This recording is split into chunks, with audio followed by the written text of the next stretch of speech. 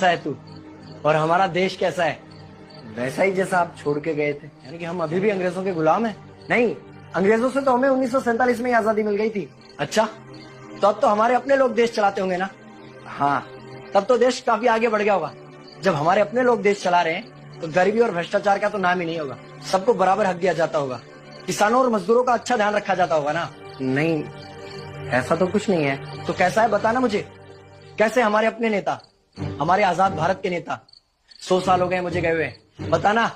हमारे अपने नेता वो तो अपनी जेबें भरने में लगे हुए हैं। आने वाली 7 पीढ़ियों को नहीं बल्कि 700 पीढ़ियों को ना कमाकर खाना पड़े उस चीज के इंतजाम में लगे हुए हैं। तो तुम लोग क्या कर रहे हो और हमारे देश का युवा क्या कर रहा है? हम लोग तो इंस्टाग्राम पर रील्स देखने में बिजी हैं। यानी कि हमारी कुर्बानी का देश के लोगों पर कोई असर नहीं पड़ा। देश के लोगों में कोई देशभक्ति नहीं, कोई देश प्रेम नहीं। नहीं, ऐसा नहीं है। आपके लिए और देश के लिए बहुत प्रेम है भारत के लोगों के दिलों में। हर 15 अगस्त और 26 जनवरी को तिरंगा फहराते हैं, पूरे जोश के साथ भारत माता की जय बोलते हैं और आपकी डीपी भी लगाते हैं। और भारत और पाकिस्तान के क्रिकेट मैच के दौरान तो हमारी देशभक्ति पीक पर होती है। तुम इसे देशभक्ति समझते हो? तो फिर क्या है देशभक्ति? अगर तुम्हारी देशभक्ति समाज को सुधारने में, गरीबों को अच्छी शिक्षा या बराबर का हक नहीं दिलाती तो कोई काम की नहीं है तुम्हारी देशभक्ति।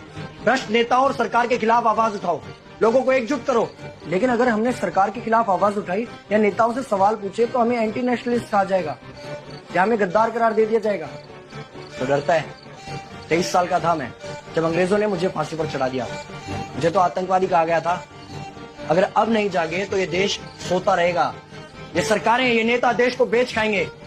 इस भ्रष्ट सरकारी तंत्र से लड़ो। देश को क्रांति की जरूरत है।